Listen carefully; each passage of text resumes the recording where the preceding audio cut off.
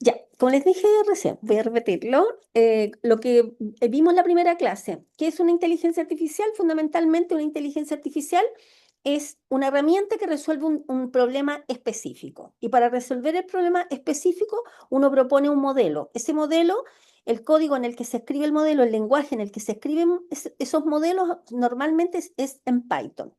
Para poder entrenar un modelo, nosotros necesitamos una base de datos. De esa base de datos, uno considera, por ejemplo, el 70% de esa base de datos para que entrenar el modelo. ¿Qué significa entrenar el modelo?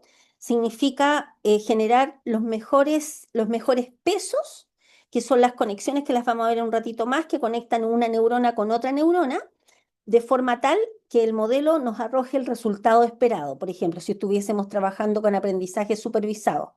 ¿De acuerdo? Y el otro 30% uno lo hace de prueba, probando si efectivamente el modelo aprendió como corresponde. Y todos los otros datos nuevos que no tengamos dentro de la base de datos inicial son los modelos que en el fondo nos van a validar y nos van a respaldar y vamos a ir viendo que si funcionan o si o sea, ya vimos que funcionaba el modelo. Entonces, con datos nuevos, uno le inyecta datos nuevos y después ve el resultado que le da. Eso es más o menos como la cosa en general. Entonces, el primer elemento que tenemos que contemplar, la primera como el inicio es un perceptrón. Todo esto nace a partir de un perceptrón. Bueno, aquí hay una pequeña introducción. ¿Qué es un perceptrón? Un perceptrón, un perceptrón corresponde, a ver, espérese, déjeme poner ahí. Un perceptrón es un modelo matemático más simple de una sola neurona artificial. Hay una sola neurona. Su objetivo es imitar de forma muy básica el funcionamiento de una neurona biológica. ¿De acuerdo? Entonces, ¿cuál es la idea? Esto que está acá es un dibujo que no me quedó muy bonito, pero me esforcé. Esta es una neurona biológica. Tiene ciertas dendritas. Las dendritas son las que captan información que está siendo enviada por otras neuronas. Aquí hay un núcleo y acá es el axón, que es donde se transmite la información. Después hay unas terminaciones del axón, que son como quien dice, estas que están acá pasan a ser como el inicio y acá se define si se activa o no se activa la segunda neurona. Entonces, así a nivel como básico, eh, ¿de dónde nace todo esto? Nace de la idea del análisis de ciertos científicos que se pusieron a pensar a ver cómo se realiza el proceso mental a partir del cual nosotros, por ejemplo, levantamos una mano, movemos un pie, realizamos ciertas acciones, ¿de acuerdo? Entonces, de alguna manera, al interior de nuestros cerebros tenemos una red neuronal, son neuronas de este estilo, son neuronas biológicas que interactúan entre ellas y generan una salida, generan un resultado, ¿ya? Entonces, ¿cuáles son las componentes de este perceptrón? En el perceptrón, ahora que en el fondo es como la simulación de una neurona biológica, tenemos ciertos componentes que son las entradas, los pesos, el sesgo y la suma ponderada. A ver, vamos a ver a qué corresponde cada uno de estos elementos de un perceptrón. A ver, en un perceptrón simple, ¿por qué? Porque tiene una sola neurona, se ingresan ciertos valores. Estos son como datos, un X sub 1, un X sub 2, un X sub 3, hasta un X sub n. Yo tomé en particular solamente tres datos. Un dato X sub 1 que es un valor numérico, un X sub 2 que es otro valor numérico, un X sub 3 que es un valor numérico. Pensemos que nosotros cuando hablamos de neurona artificial es una neurona donde estamos haciendo la simulación de una neurona biológica y estamos trabajando con ella en el computador. Cuando hablamos de trabajar con ella en el computador, y acuérdense ustedes que los datos que ingresan al computador son números, ¿de acuerdo? Por eso ingresa un X1, un X2, un X3. Al interior de nuestro perceptrón, nosotros vamos a tener ciertos pesos que los llamamos W1, W2 y W3. Estos pesos son números cualquiera. Lo habitual es que estén entre 0 y 1, ¿ya? La idea es tratar de trabajar con cifras más o menos normalizadas. Entonces, este es un número, este es otro número y este es un tercer número. Ingresan acá, donde se genera el proceso, acá está la neurona.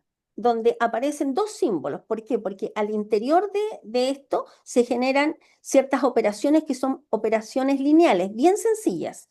Por ejemplo, a partir de acá se genera un cierto número. Estos son números reales, ¿de acuerdo? Se genera un número que corresponde al cálculo de la multiplicación común y corriente, nuestra multiplicación de un x sub 1, un valor de entrada por este w sub 1, más x sub 2 por w sub 2, más x sub 3 por w sub 3. Esas multiplicaciones simplemente se suman y nos genera un valor z, que es un número real, ¿de acuerdo? Ese valor z ingresa, por eso aparece esta sumatoria, este símbolo representa esta suma de estas multiplicaciones. Ingresa una función de activación. ¿Qué cosa es una función de activación? Es una función que toma este valor de z y arroja un resultado, ¿de acuerdo? Y a ese resultado se le agrega un b. Este b que está acá no nos vamos a preocupar mucho de él porque en el fondo, en el contexto del problema específico que uno esté trabajando, es un valor que nos permite desplazar el umbral de activación. Por ejemplo, a ver, supongamos, mm, aunque suene un ejemplo medio extraño o burdo, no sé, supongamos que cuando hablamos de umbral de activación, supongan que sea como un premio. A ver, si un hijo nuestro viene con nota, el umbral de activación para poder regalarle dinero para que se vaya a comprar ropa, es que la nota sea superior a un 5. Ese es el umbral de activación, ¿de acuerdo? Entonces, si viene con una prueba, se sacó un 5, un promedio 5, nosotros le damos dinero para que se compre ropa. Sería un premio. El umbral de activación 5. Entonces viene el niño y dice, me saqué un 4,9. No, no va a tener premio, no hay activación. O sea, cuando hablo de activaciones, no sé, puede hacer, por ejemplo, la activación de que la mano vaya y tome dinero y le entregue dinero como premio. ¿De acuerdo? El umbral de activación es un 5. Entonces, este bias, que está acá, que es un sesgo, nos permite de alguna manera regular un poco el resultado final de este z. Este es un valor, sumar o restar un más menos algo de forma tal de correr un poquito el umbral, a lo mejor decir ya, pero al final con un 4,9 me basta, entonces me muevo un poquito hacia la izquierda, si total un 4,9 es súper cercano a un 5, etcétera, va a depender del problema, ¿de acuerdo? Pero este valor, este umbral y estos pesos los genera y los actualiza la red neuronal al interior, ¿de acuerdo? Nosotros no se los tenemos que entregar, ¿ok? Y a partir Profe, de... Sí, entonces dígame. se ve, sería como por ejemplo, en una medición que se haga con algún instrumento X, como para mitigar el error instrumental, podría ser, por ejemplo. No. A ver, no necesariamente, no es como en estadística cuando uno le pone el más menos. em, a ver, ¿cómo le puedo explicar? A ver, por ejemplo, a veces, si a priori, por ejemplo, uno sabe que la base de datos tiene muchos datos que apuntan a un cierto tipo, entonces uno sabe que tiene que hacer ciertos ajustes para hacer una regulación porque el modelo va a estar aprendiendo de una manera como más cercana a ciertos valores y a otros. Entonces, ¿cuál es el bias o cuál es esa constante que uno tiene que poner para que se genere un ajuste? Pero créanme que ese bias, ese B, no lo define uno, se define al interior. ¿De acuerdo? Y esa definición se basa en algunas técnicas y estrategias matemáticas que se producen al interior. Eso es lo que podría responderle, digamos, pero no es lo que usted dice. No Ya, puedo. profe, gracias. Ya. Entonces, a partir de acá se genera una salida. Vamos a ver las funciones de activación. Me parece que no las puse en este apunte, pero les voy a mostrar otro apunte que no tengo ningún inconveniente en enviárselos de todas maneras, pero no sé, yo creo que se los voy a enviar, pero no se mareen porque es como muy técnico, porque corresponde a un bonus track que hice para un curso de informática. Pero no importa, se las voy a proyectar. Entonces, se genera una salida que la llamamos I, y esta I es una phi de z, ¿ya? ¿Qué función es esta? Hay ciertas funciones específicas que uno las reconoce, porque son como cuatro funciones las más usadas dependiendo del problema.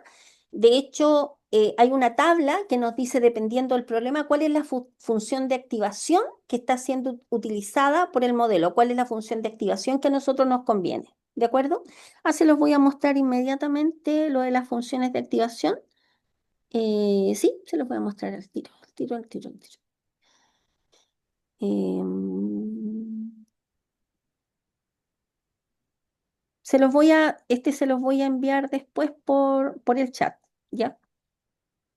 ¿Ok? ¿Lo ven, no es cierto? Ya. Eh, bonus track, cuando dice bonus track, son como cosas adicionales a los apuntes que yo les entrego le entregué, como les dije, a otros estudiantes, ¿ya? Bueno, aquí aparece de manera más, pero es lo mismo que vimos anterior.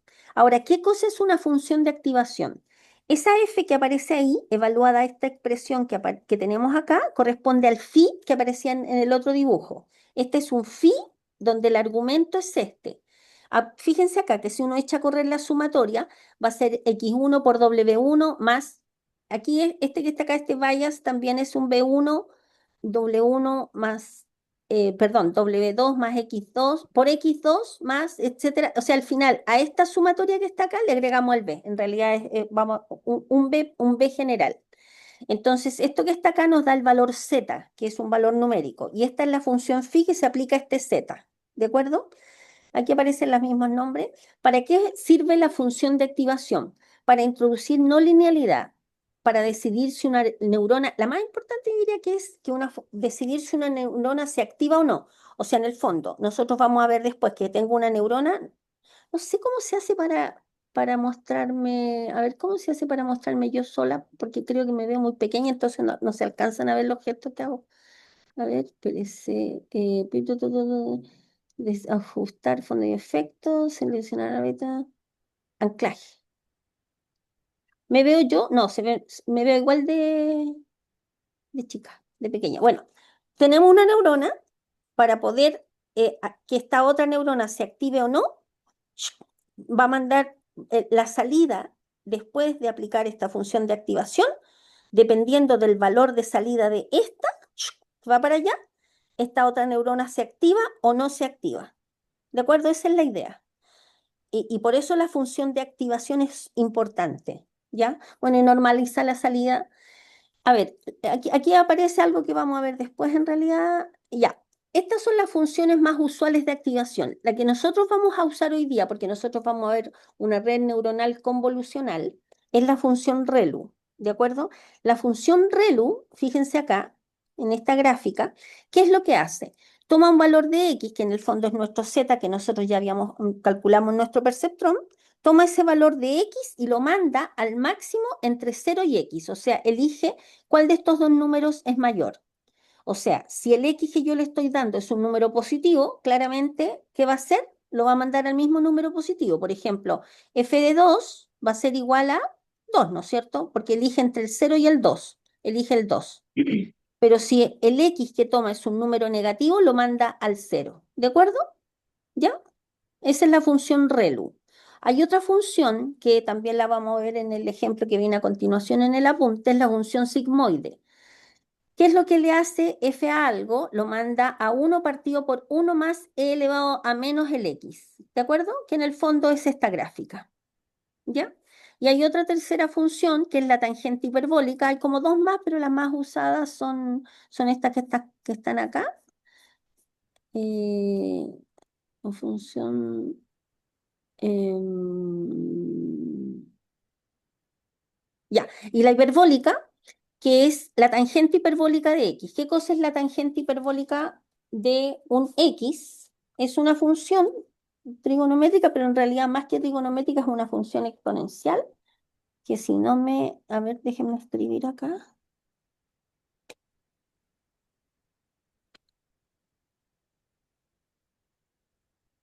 La tangente hiperbólica e elevado a x más e elevado a menos x partido por e elevado a x menos e elevado a menos x. A ver, déjeme revisar que esa es la función porque capaz que le esté cambiando los signos. Tangente hiperbólica, tangente hiperbólica. Estoy viendo la fórmula. Si alguien la encuentra antes que yo, me avisa si es que la escribí correctamente o le hice algún cambio. Ah, claro, ¿ven? Yo sabía que le había cambiado signos. La de arriba es menos, bueno, tiene mucha importancia, pero es para no escribir cosas de manera incorrecta. La de arriba es, en la tangente hiperbólica, es menos y acá es más. ¿Ya? Es una función. Es una función simplemente que lo que hace, toma el valor de x, lo lleva e elevado a x menos e elevado a menos x partido por e elevado a x más e elevado a menos x. ¿De acuerdo? ¿Ya? Eso. Esas son las funciones de activación. Bueno, y las softmax que las vamos a ver en el apunte, me parece que la considere. ¿Ya? Ya. Vamos a seguir con el apunte ahora. Ya. Ahora vamos a poner esto, vamos a aterrizar esto a cosas numéricas. ¿Ya? Entonces, por ejemplo, acá. A ver. eh, Acá tenemos. Fíjense, acá dice, es una función escalón, sigmoide o relu de manera intuitiva. Si es grande, el perceptrón se activa. Si es pequeña, el perceptrón no se activa. O sea, el que viene a continuación. Por ejemplo, calcular la salida del perceptrón. Imagínense ustedes que nosotros vamos a ingresar de entrada. Voy a sacar el lapicito de nuevo. De entrada, vamos a tener los valores el 3, el 4 y el -2. Entonces, ¿qué es lo que tenemos que hacer? Ayúdenme ustedes con la calculadora. El primer ingreso, el valor de Z, en este caso no vamos a considerar ningún bias, solamente los valores que tenemos acá. Entonces, Z va a ser igual a 3 por 0,2 más 4 por 0,6 más el -2 por 0,07. ¿De acuerdo? ¿Ok? ¿Y eso cuánto nos da? Ayúdenme con calculadora, por favor. ¿Dónde está la calculadora? ¿Cuánto da? Seguro que ustedes son más rápidos que yo para hacer esto. Yo uso la calculadora del celular. El primero, profe, da 0,6. ¿Ya? No, no, no, pero el número Ah, la suma total. final, sí, Ya. please. A ver, dígame usted mejor.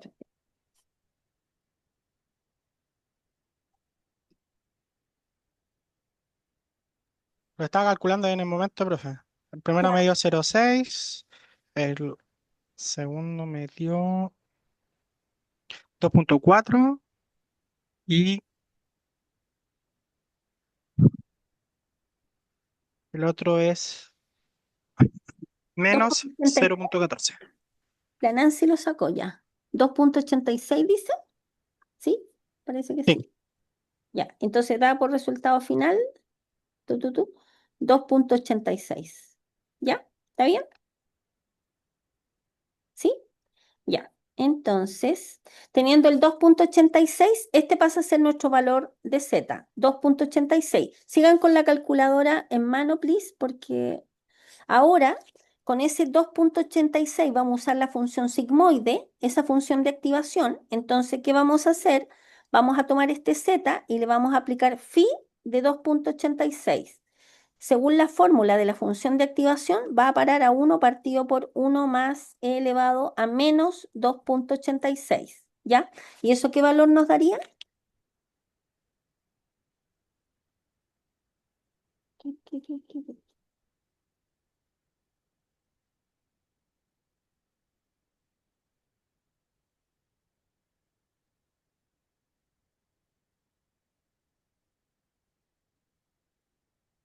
No se me perdió mi calculadora de mi celular. ¿Cuánto da eso? Ya pues mis alumnos de cálculo avanzado ya deberían tener el resultado. ¿Cuánto es?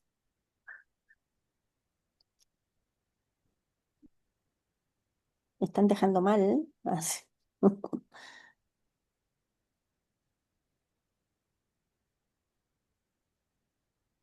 2,86.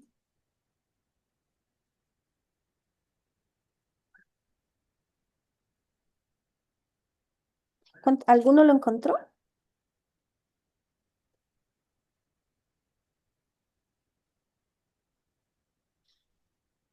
Profesor Molina, ¿lo sacó usted por casualidad? A ver si me colabora, digo yo. Me da 0,9. ¿Está bien eso, no? ¿Alguien le dio?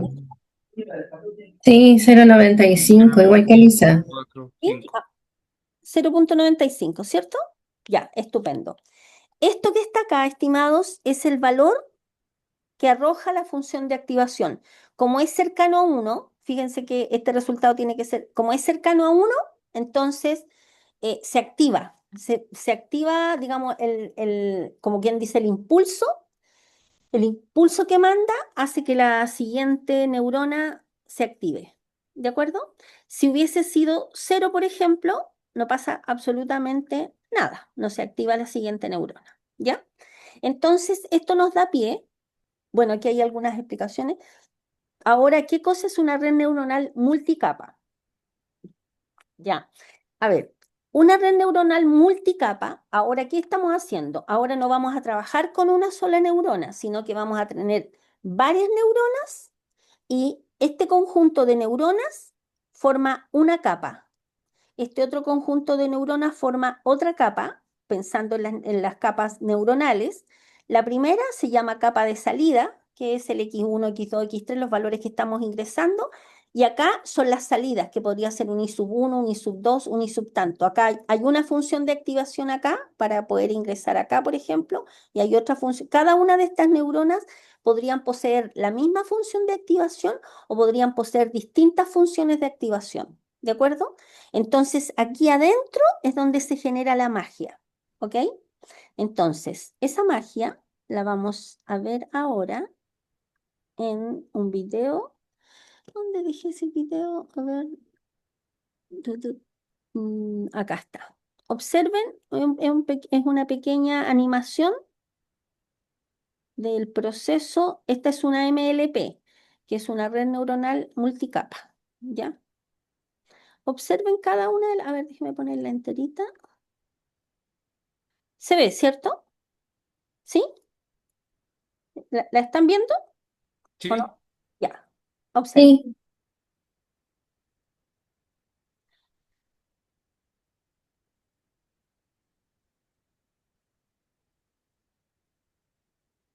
Miren, en este modelo lo que está pasando es lo siguiente, ¿ya? Lo que está pasando es lo siguiente.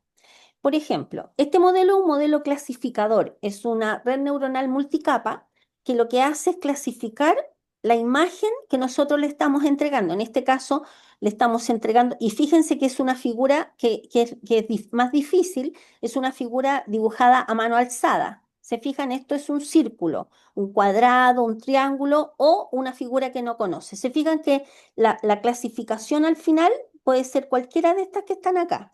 Entonces, ¿qué está pasando con esta figura? Después, cuando entremos a las redes neuronales eh, convolucionales, les voy a explicar más en detalle cómo es que el computador visualiza ese dibujo, que en realidad en este caso particular son solamente figuras.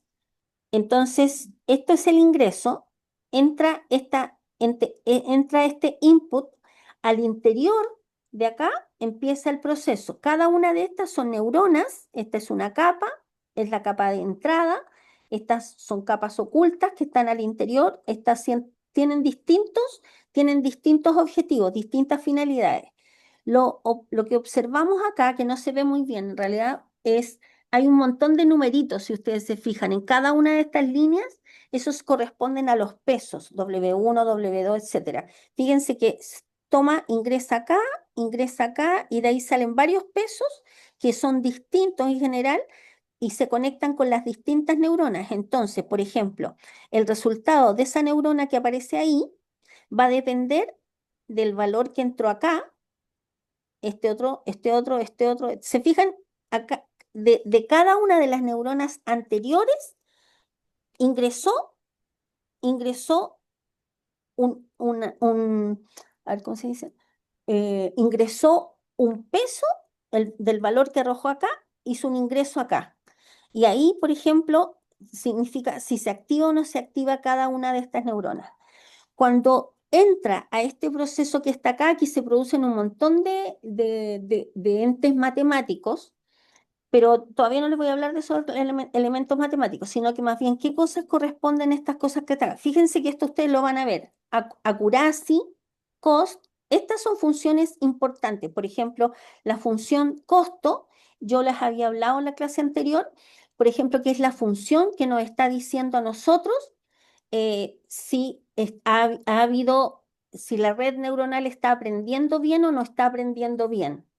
Y en el fondo, esta función costo, mientras más pequeña, significa que la función está aprendiendo mejor. ¿De acuerdo? Por eso fíjense que va tendiendo a cero. Y eso significa que la red neuronal está aprendiendo muy bien.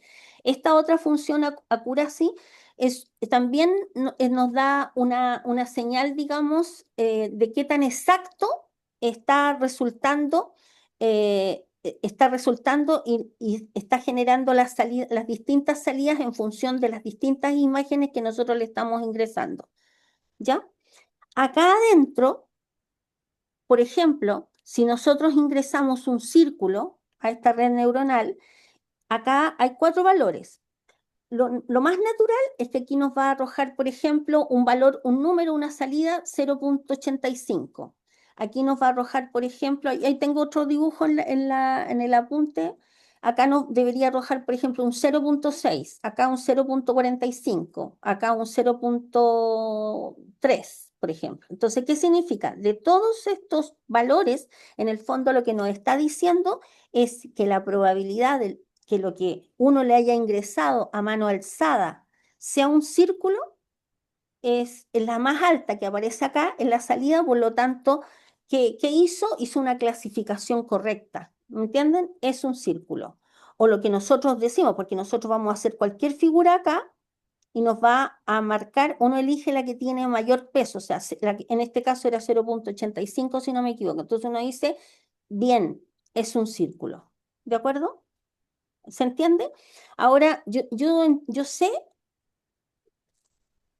que al comienzo de todo esto, por lo menos contarles lo que a mí me pasó cuando yo vi esta materia por primera vez, yo dije, pero a ver, ¿pero qué sentido tiene esta cuestión que estamos haciendo acá? Si yo veo un círculo, yo miro un círculo y sé al tiro que es un círculo, ¿para qué estoy haciendo toda esta cuestión con tanta cuática, con funciones y un montón de cosas?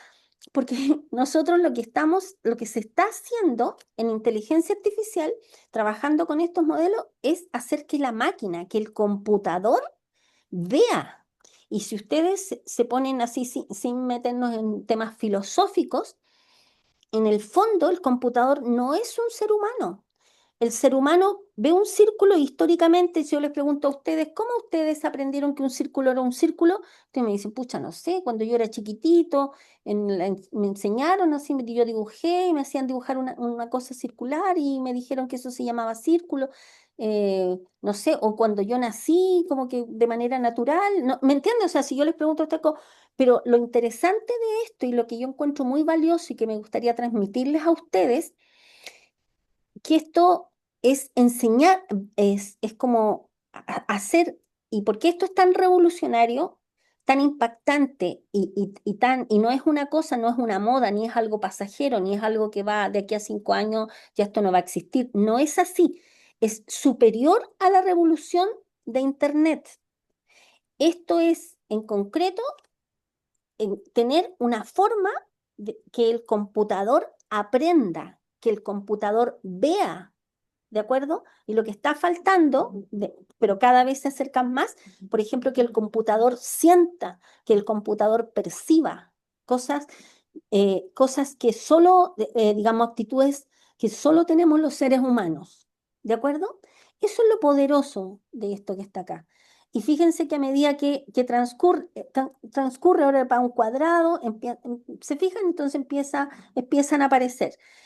Entonces, esto, estimados, llega hasta emocionar, porque realmente esto es algo que merece, yo diría que merece, igual eso lo voy a hacer después, pero no lo tengo todavía armado. Les voy a mandar un Word con ciertos videos de YouTube donde se ven ciertas animaciones y ciertas cosas para que las tengan como a mano. ¿De acuerdo? ¿Algún comentario, pregunta, observación? ¿No? ¿Estamos bien? ¿Vamos bien? Espero, espero que se esté entendiendo, espero que se esté comprendiendo, pero si hay algo que no se entienda, por favor pregunten, porque acuérdense que nos queda esta clase y la próxima, y después viene el proyecto, ¿ok? Ya, entonces, esta es una red neuronal multicapas. ¿Por qué? Porque tiene varias capas, ¿de acuerdo? Entonces, una MLP, que es la red neuronal multicapa, la vamos a abreviar como MLP, está formada por la capa de entrada, que son los inputs, el X1, X2 hasta Xn, que es donde se reciben las variables numéricas del problema, capas ocultas, capas de salida, ¿de acuerdo? El funcionamiento de la red aplica el mismo principio del perceptrón, ¿de acuerdo? Con la única diferencia que aquí hay una salida, otra salida, ¿de acuerdo? Cada una de estas salidas que van apareciendo hacia acá corresponden después del proceso que ya nosotros vimos en el perceptrón, ¿de acuerdo? Ya, aquí hay un tema que aquí está. A ver, cuando hablamos que la información fluye desde la entrada, desde el input, hacia la salida mediante un proceso llamado forward pass, que corresponde a propagación hacia adelante. ¿Ya? Durante el entrenamiento se va calculando los errores que se pueden ir produciendo cuando esto va avanzando, o sea, cuando entra una neurona, se activa una salida, después ingresa otra, etcétera, etcétera. Una vez que se calcula el error, uno va haciendo una propagación hacia atrás. O sea, en el fondo uno ve el resultado final y dice, épale, acá, en este caminito, por ejemplo, de aquí, aquí y acá, uff, me arrojó algo que no era real. Estamos pensando en el proceso de entrenamiento. Entonces uno empieza a mirar hacia atrás, dice, aquí hay un error y ese error se calcula. Es un valor numérico que no lo hacemos nosotros, ¿de acuerdo? Y después se empieza a revisar hacia atrás y se mueve hacia atrás para ver en qué parte hubo el error o dónde hay un valor que es incorrecto, ¿de acuerdo? Y de alguna manera, de ahí se ajustan los pesos. Acuérdense que los pesos corresponden a este W1, W2 o W3. Eso lo hace el modelo internamente. Nosotros no nos metemos en eso, ¿ya? Ya. Eso es un mecanismo, ¿ya? Y hay otro mecanismo, bueno, este proceso de mirar hacia atrás y hacer los ajustes se llama backpropagation, ¿ya? Eh, el backpropagation, a ver, les voy a hacer un dibujito. Esta parte como que a lo mejor los alumnos de matemáticas para ingeniería, yo se los tengo que haber comentado en clases. A ver, cuando uno trabaja con funciones en varias variables, porque en realidad esta función de activación que le llamamos phi toma un número, en realidad después vamos a ver que no es un número nomás, sino que es una función en varias variables. Entonces, la función en varias variables, Se evalúa. claro, se evalúa en un número específico. Miren, por ejemplo, pero lo vamos, para que todo el universo de estudiantes lo comprendan. Por ejemplo, si uno tiene una función cualquiera. Ah, perdón, pensé que tenía una, una función cualquiera. Em, ya, supongamos que tengamos una función así. Me quedó media rara la función. Me quedó bastante guateada en realidad. No, déjenme cambiar. Me quedó demasiado.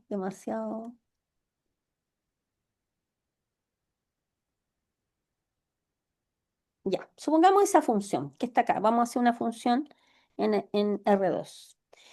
La idea, la idea es que lo que se analiza acá para ver los errores del entrenamiento es una función de error que es en varias variables, pero nosotros vamos a pensar que esta es una función en R2 solamente. Entonces, por ejemplo, la idea es buscar los mínimos absolutos que son, por ejemplo, este valor que está acá. Este es un mínimo, ¿ya?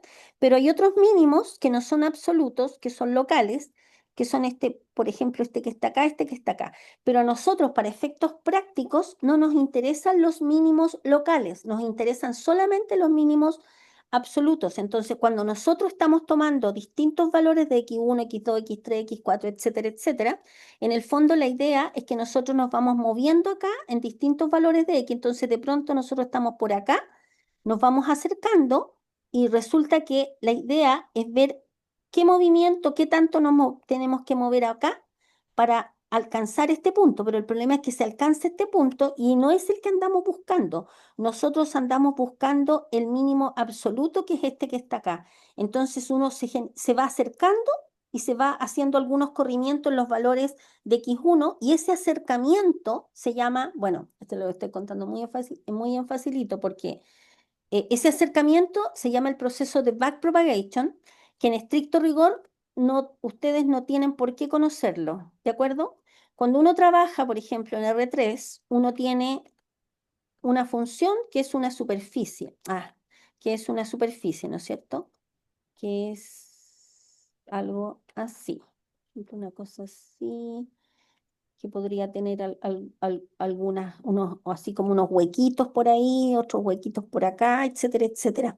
Entonces, lo interesante que la función de costo, que es la función que nosotros tenemos que minimizar, que se acuerdan que en la gráfica en la animación que les mostré antes, aparecía, la primera gráfica que aparecía arriba, esa función de costo es a la cual nosotros tenemos que minimizarla. Entonces, backpropagation lo que nos indica es en qué dirección nos tenemos que mover. Fíjense ustedes que cuando uno está ubicado acá en el plano, por ejemplo, estoy en un punto, un x sub 3 acá, uno se puede mover a la derecha o a la izquierda. Tiene solamente dos posiciones para moverse, ¿de acuerdo? Respecto al x3. Pero si uno está trabajando, por ejemplo, en el R3, uno tiene un puntito acá, podría moverse, es como que uno estuviese ubicado en una montaña, por ejemplo, en una montaña o en una, ¿cómo se llama esto? En un volcán, así. Bueno, una montaña, supongamos hacia arriba. Entonces uno está parado en esa montaña y dice, a ver, ¿para dónde me muevo? En realidad uno puede moverse en 360 grados, ¿no es cierto? Puede moverse para abajo, al noreste, al suroeste, etcétera. O sea, tiene un montón de direcciones respecto a las cuales moverse. Entonces, el proceso de backpropagation lo que nos indica es hacia dónde movernos. Y aunque ahora los alumnos de matemáticas para ingeniería van a saber que el, el- el gradiente de una función en varias variables nos indica para dónde van los valores máximos, por decirlo, dónde uno aumenta. La dirección del gradiente, la función aumenta. Por lo tanto, uno se mueve en la dirección contraria al gradiente. O sea, tenemos que movernos en esta dirección. ¿Ya?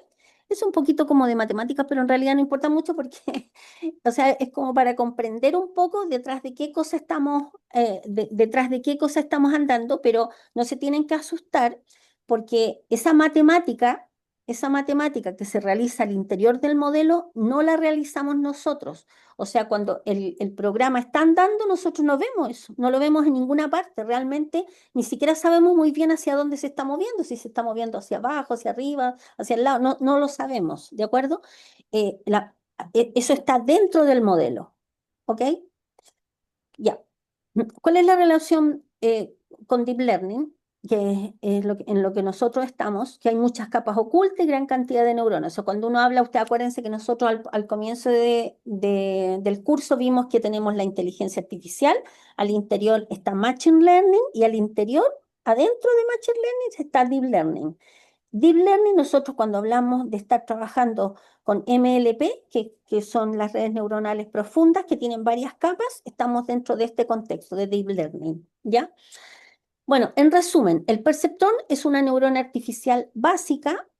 Las redes neuronales profundas combinan múltiples perceptrones y las CNN, que es lo que nosotros vamos a ver ahora, esta es como la niña bonita de la clase de hoy día, que son las redes neuronales convolucionales. Son las redes neuronales, hay otras que nosotros no vamos a tocar,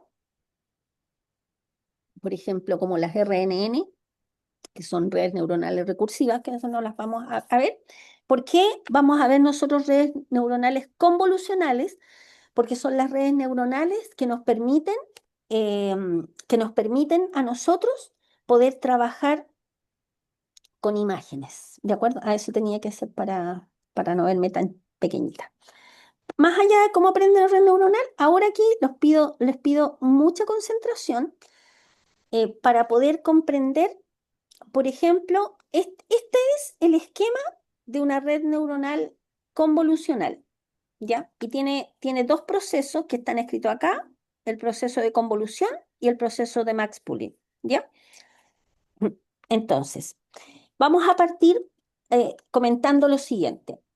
A ver, cuando uno ve un objeto, nosotros, los seres humanos, vemos un objeto, por ejemplo, nosotros ingresamos este animal, supongamos que es un modelo, no supongamos, es un modelo que clasifica ciertos animales, un puma, un tigre y un gato, ya que son más o menos, perdón, que son más o menos parecidos. Entonces, yo tengo una imagen, la veo y yo sé que es un tigre. Pero si ustedes piensan, por ejemplo, este tigre podría estar echado, no echado, pero bueno, sí, la palabra es echado, parece que se llama así. Acostado, este tigre podría estar acá abajo, aplastado, e incluso podría tener su cabeza guardada y a lo mejor su cabeza también guardada. Entonces, ¿qué es lo que uno ve? Uno ve un bulto peludo, así con una rayita, y uno mira y claro, nosotros los seres humanos lo miramos y decimos, "Ah, es un tigre, obvio, no va a ser un gato ni va a ser un puma, es un tigre". Claro, pero a lo mejor no se ve tan fácil. Imagínense ustedes que la foto que nosotros ingresamos, en realidad hay un paisaje súper bonito y por acá abajo se ve una orejita de tigre, una partecita acá abajo. O sea, si yo les pregunto a ustedes, ¿cuántas fotos de tigres ustedes podrían sacar? Millones de fotos de tigres, ¿cierto? Con distintas poses, distintas posturas, y además podría no haber un solo tigre, podrían haber dos tigres, muchos tigres, etcétera. ¿De acuerdo? Entonces, si uno piensa, ¿qué le entrego al computador para que al final sea capaz de reconocer que esto es un tigre? Entonces, ustedes saben que en las imágenes, siempre piensen en una imagen como una matriz con píxeles, así como una rejilla, ¿de acuerdo? Pero cada una de estas rejillas es como un cubo, más que un cubo en realidad. Cada una de estas rejillas tiene tres canales, ¿cierto? Tiene un canal rojo, verde y el canal azul, ¿cierto? Es RGB, ¿cierto? De ahí viene el RGB, ¿cierto? Rojo, verde y azul. Entonces, por ejemplo, si nosotros consideramos, supongamos que esta sea nuestra figura, este píxel que está acá. Ya, entonces va a tener un porcentaje de rojo, estoy inventando porque no me manejo, que se mueve entre 0 y 255, si no me equivoco.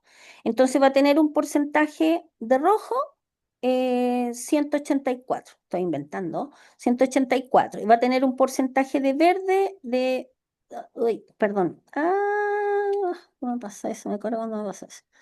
180. Y va a tener una cantidad de azul, supongamos, de 53. Estoy inventando nomás.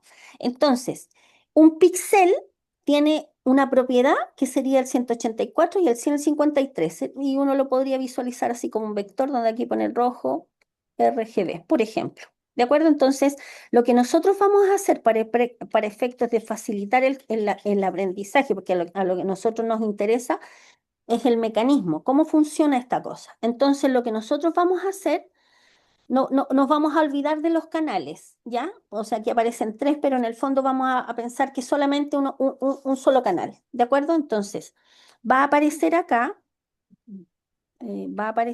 una figura, ¿de acuerdo? Y esa figura la vamos a dividir en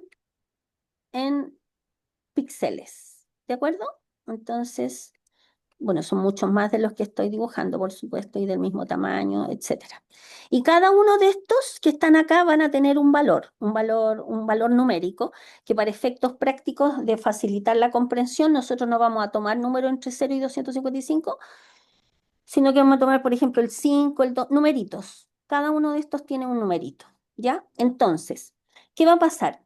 Va a entrar a un proceso que lo voy a explicar después, que es un proceso inicialmente es de convolución. ya un proceso de convolución, después entra un proceso de pooling, después convolución, después pooling, convolución, pooling, y así varias veces, y después sale una salida, entra a una red neuronal y se genera una salida. Y estas salidas, más o menos lo que les expliqué anteriormente, que van a ser números entre 0 y 1, entre 0 y 1, donde mientras más cercano a 1 sea, ese es el que uno elige. O sea, en este caso uno va a elegir obviamente tigre. O sea, más que uno va a elegir, el modelo nos va a decir a nosotros que es un tigre. ¿De acuerdo? ¿Ya?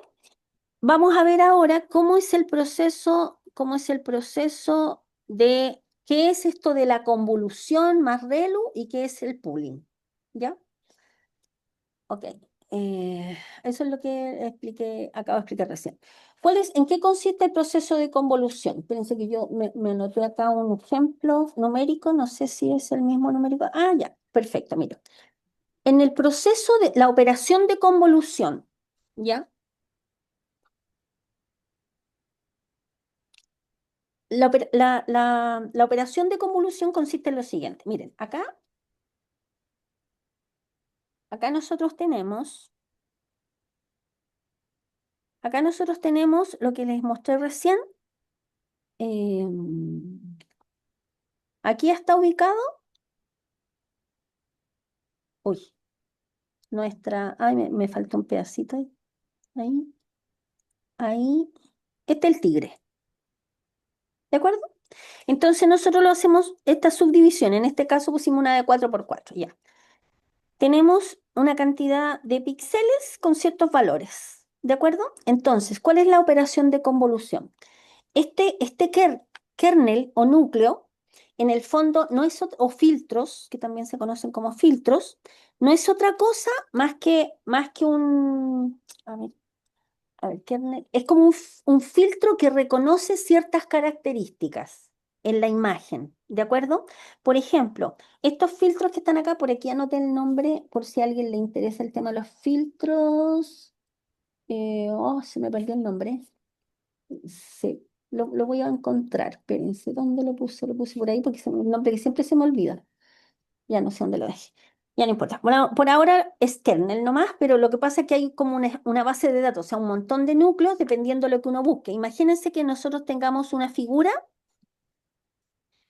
y yo quiera buscar todas las líneas, las partes donde hay líneas diagonales. Entonces hay un núcleo específico que tiene ciertos números específicos. Fíjense que acá tenemos puros ceros, acá en la segunda fila, en la segunda columna, perdón, tenemos puros ceros. ¿Qué es lo que hace? Rescata ciertas características de la figura. ¿De acuerdo? O sea, cuando hablamos de rescatar, la operación convolución lo que hace es rescatar características específicas de la figura. Por ejemplo, si yo quisiera rescatar las orejas, las orejitas del tigre, hay un kernel específico que que me da más señales respecto a las características que ando buscando. O sea, me va a arrojar. Mire, ¿sabe qué? Que acá, entre estos que están acá, ahí hay orejitas, por ejemplo. Ahí se encuentran las orejitas, ¿de acuerdo? Entonces, rescata ciertos parámetros de la figura, ¿ok? Entonces, este kernel es un kernel dado que uno se lo da y uno lo puede modificar. Ya me quedé pegada porque se me olvidó el nombre de donde están todos los kernels específicos y donde sale en específico para qué sirve cada uno de ellos. Ya me voy a acordar. Ahí en el recreo voy a revisar. Ya, entonces, qué hace en específico este kernel? ¿Qué es lo que nosotros hacemos? A ver, por ejemplo, si yo quisiera rescatar, fíjense que cuando uno tiene una figura, uno obviamente le interesa rescatar todos los elementos que aparecen en la figura, y en particular lo que pasa en los extremos. Yo quisiera, por ejemplo, captar lo que pasa en este extremo de figuras. Pensemos que mi figura es solamente lo azul. Entonces, uno puede generar, por ejemplo, usando algo que se llama padding, que uno podría generar, agrandar la figura, agrandarla y ubicar puro cero. Esto es una técnica, esto no obedece a ninguna, esto es una técnica, ¿ya? Esta es una operación que se realiza con los píxeles de una imagen. Entonces yo la agrando y agrego la orilla puros ceros. Entonces, tomamos este núcleo que está acá, que es el menos 1, 0, 1, menos 2, 0, 2, menos 1, 0, 1, lo tomo y lo voy a ubicar, a ver, déjeme buscar el color rojo, y lo vamos a ubicar acá. Vamos a partir desde este extremo. ¿Se fijan? Ahí está. Se ve, ¿no es cierto? Entonces, fíjense que el menos 1 cae encima del 0. El 0 cae encima del 0. Este,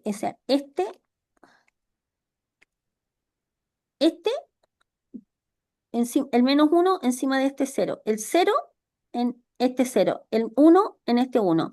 El menos 2 acá. El 0 en el 5. El 2 en el 6. El menos 1 en el 1 y el 0 en el 1 y el 1 en el 2. ¿Estamos de acuerdo? Entonces, ¿qué se hace con eso? Simplemente es como, a ver, déjeme sacar una hojita para mostrarle. Este es el núcleo. Este es el núcleo, el, el kernel. Tomo el kernel y lo voy poniendo. Supongan que, mire, qué buena idea. Supongan ustedes que la pantalla donde yo me estoy proyectando sea la imagen. Entonces yo tengo acá, no tengo un lápiz, pero bueno.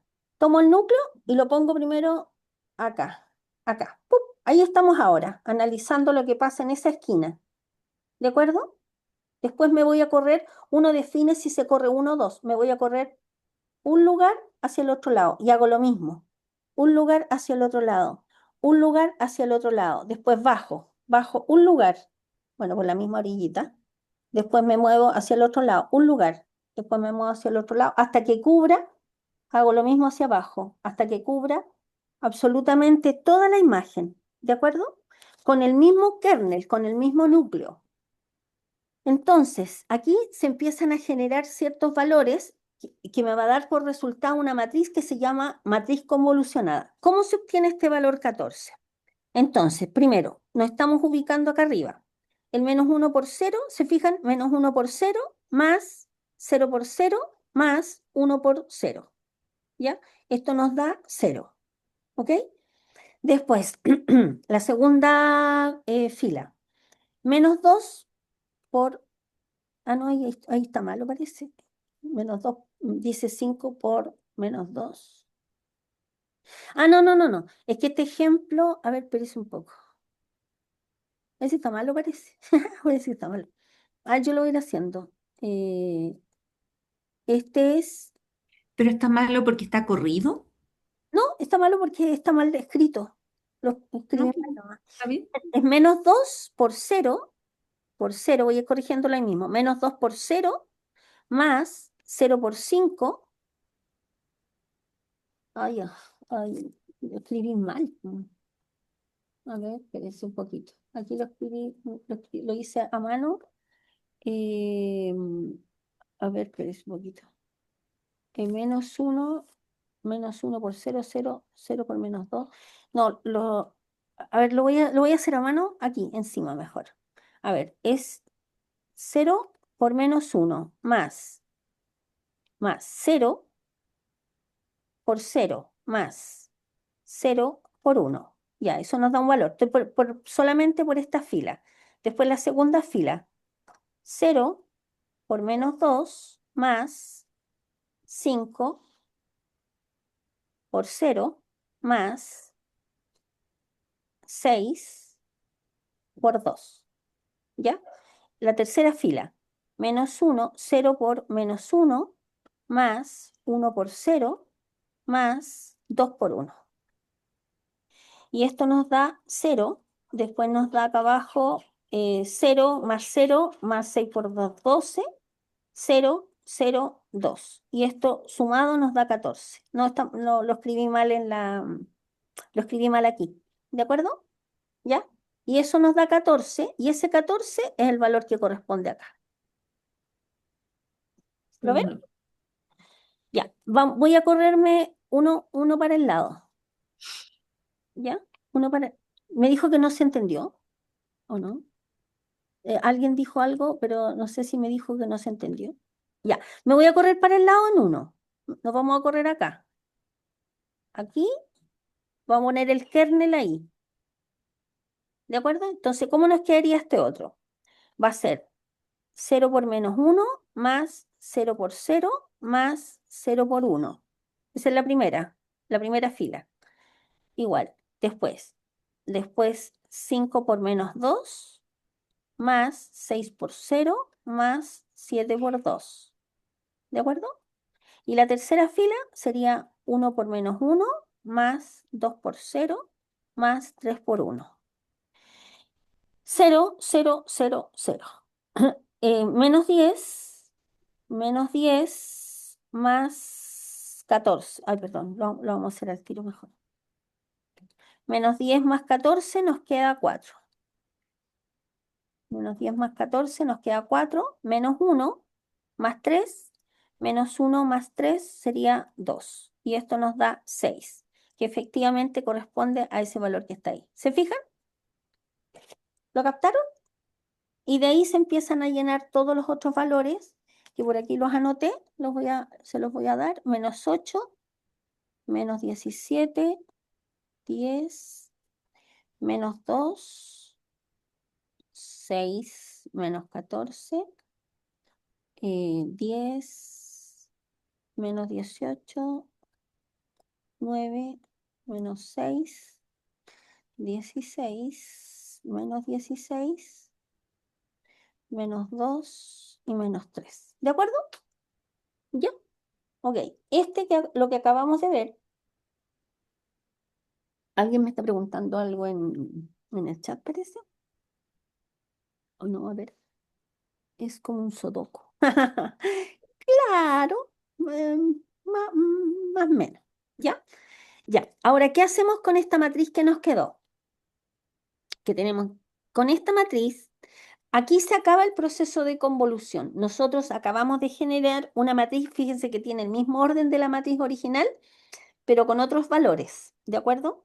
Entonces, ahora nosotros a partir de esta matriz que nos resultó tenemos que aplicar la función ReLU. Es ReLU la que usa el modelo de la red neuronal convolucional, que en el fondo, ¿en qué consiste? Tomar el máximo entre, a ver, no sé si puse el ejemplo acá abajo. Ah, no, no lo puse. Tomé otro ejercicio, pero no importa. No, debería haber borrado acá. Bueno, fíjense que a partir de la matriz de convolución que teníamos, la voy a tener que escribir de nuevo, pero... no, parece que me puedo devolver, a ver. Sí. Ajá, espérese. Ahora tengo que solo correr y hacer los ajustes. Ahí quedó. Ya, estupendo. Entonces ahora, ¿qué hacemos con nuestra matriz convolucionada? Ahora tenemos que aplicarle una función ReLU. ¿Qué hace la función ReLU? Lo que hace la función ReLU, que en el fondo lo que hace es elige el valor máximo entre 0 y x, la función ReLU de un cierto x específico. La función ReLU de un cierto x específico. Elige el más grande. Entonces, por ejemplo, ¿cómo nos va a quedar acá? Se va a generar ahora una nueva matriz. Una nueva matriz.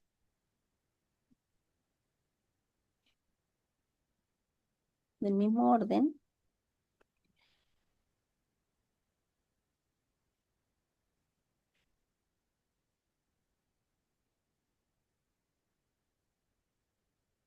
No, se supone el mismo tamaño.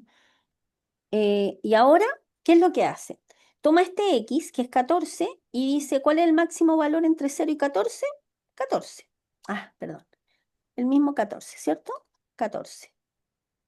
¿Cuál es el máximo entre 0 y 6? El 6. El máximo entre 0 y menos 8, 0. El máximo entre 0 y menos 17, 0. Y así, si ustedes observan, todos los números eliminan los negativos. Entonces aquí queda 0, aquí queda 6, aquí queda 0, 10, 0, 0.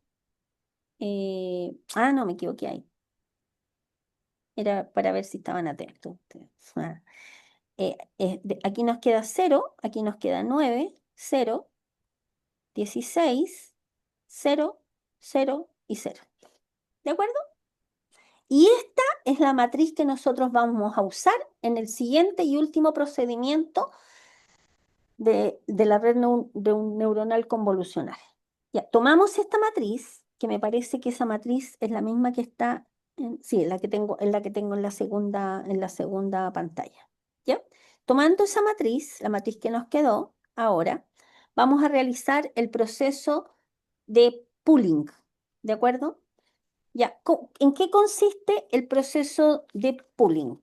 El proceso de pooling es de lo más sencillo que hay. ¿Por qué? Porque con la matriz que nos quedó recién, que es esta que está acá, simplemente, por ejemplo, nosotros, bueno, hay maneras de elegir el orden de esto y uno elige en este orden, por ahí hay unas formulitas que nos permite hacer eso.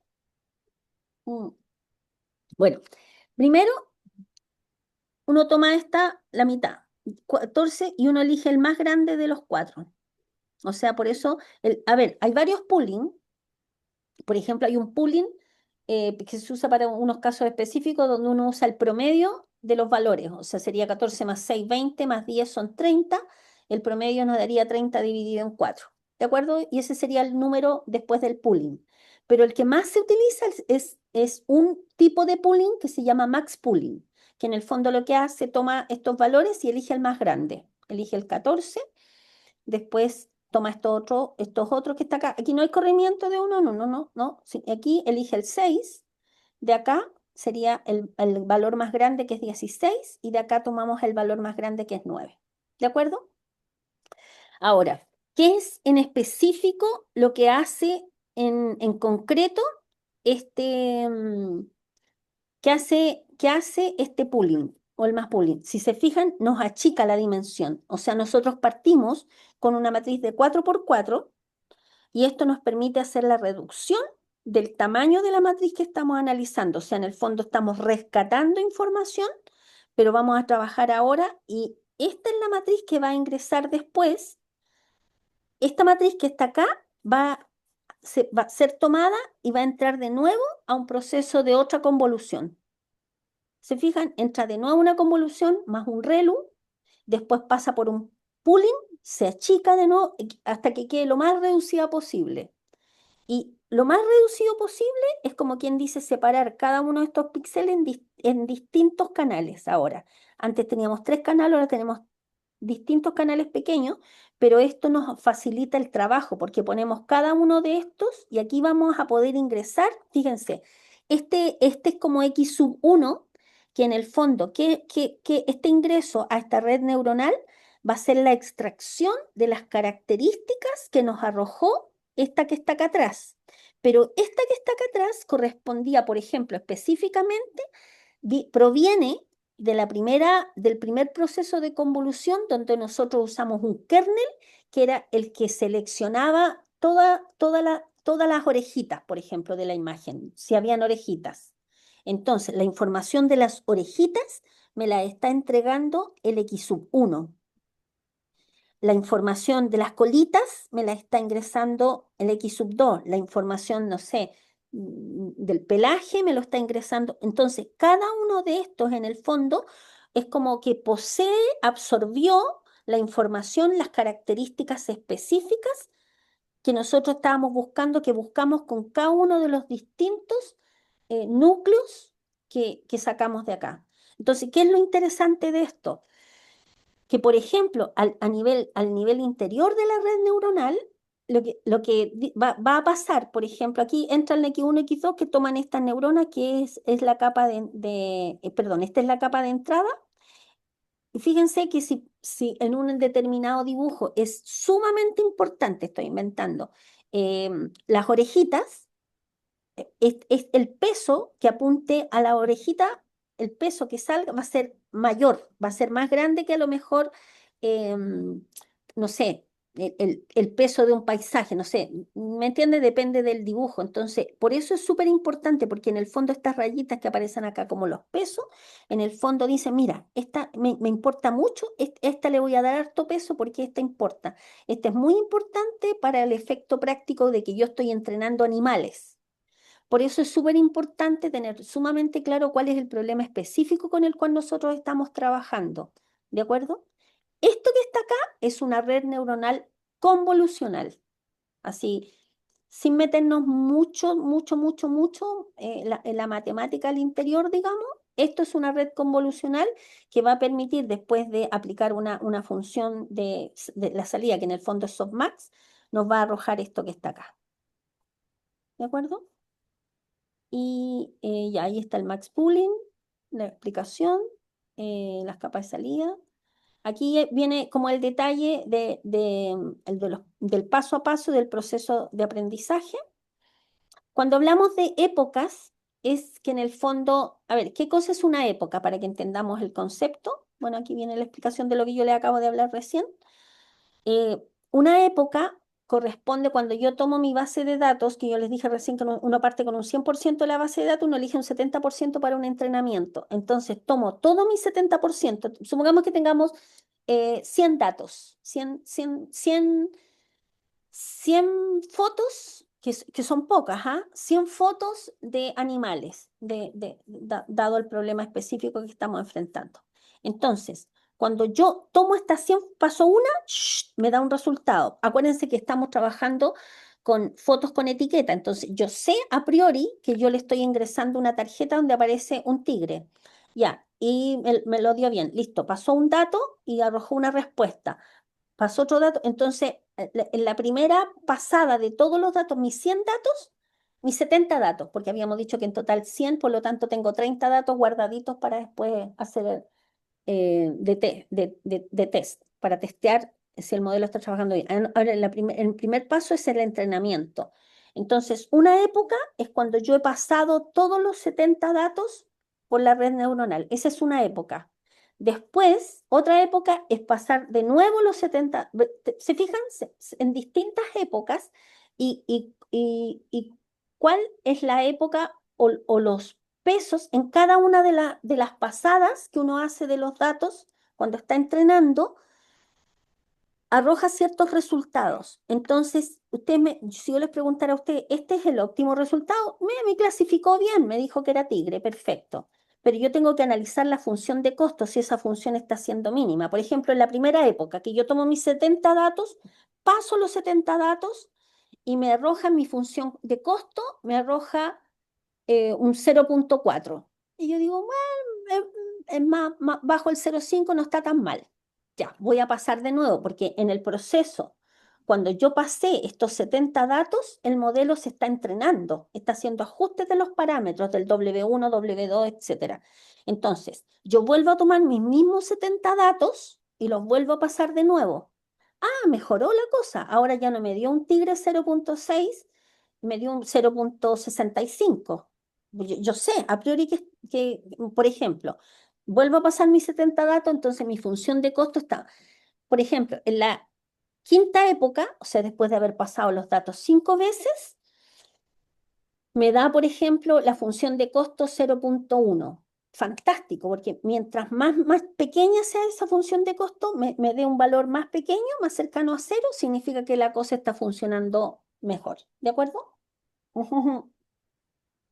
A eso se llama cuando uno habla acá, cuando acá aparece las épocas. Una época es cuando yo entrené una vez, 2 veces, etcétera. Entonces, según las distintas épocas, entonces hay unas gráficas que nos dice ya, época 1 me dio y aparece la gráfica la función de costo, época 2 tanto. Y entonces uno dice ya, con esto estoy súper bien, me quedo con la época tanto. Y aquí me dio la función de costo más pequeña. ¿De acuerdo? Bueno, aquí hay un ejercicio específico donde se calculan, a ver, me quedan 2 minutos. Bueno, aquí hay un ejercicio, te lo vamos a ver rapidito, no vamos a hacer los cálculos manuales porque lo que me interesa es que se queden con la idea de cómo se mueve, cómo trabaja esta red neuronal convolucional. Hay una imagen de entrada, que es esta que está acá. Vamos a usar un filtro, que es este que está acá. Ahora, ¿cómo uno sabe, por ejemplo, la salida? Porque fíjense que esta es una matriz de 1, 2, 3, 4, 5, 6, de 6 por 6. Si uso este filtro de 3 por 3, uno puede calcular el tamaño de salida. ¿De acuerdo? ¿Ya? Este n corresponde al n de la matriz original, que en este caso es 6, menos F más 2P. Bueno, aquí al final hay que revisarlo y ahora vamos a entrar en el segundo bloque, porque me queda exactamente un minuto, a la visión computacional aplicada al control de calidad. Miren, miren qué bonito. Hasta puse unos dibujos, pero así, pero fantástico, muy lindos. Y vamos a entrar a cómo aplicamos las redes neuronales convolucionales en esto. ¿De acuerdo? Eso sería. Espero que se haya comprendido más o menos. Esto no es algo que se debiese captar a la primera. Quiero decirles que esto requiere darle una segunda, una tercera, una cuarta vuelta, porque dentro de las redes neuronales, la red neuronal convolucional, que es la con la que vamos a trabajar, es una de las más complejas. No es sencillo comprenderla a la primera. ¿Ya? Así que si están un poquito así como preocupados, hay que darle una segunda, una tercera, una cuarta, quinta, sexta vuelta. ¿Ok? Ya, descanso ahora, son las 8:15 en punto. Nos vemos a las 8:30. ¿Ya? No se me salgan. Esperen un segundo, es que tengo que sacarle un pantallazo a la asistencia. No se me vayan, no se me vayan. Sí. Espérenme, por favor. Espérenme, espérenme. Espérenme un segundo, no se vayan, no se vayan. Ya, listo, los tengo. Ya, ahora recreo. 8:31, 20:31 retomamos. ¿Ya? Ya, a descansar.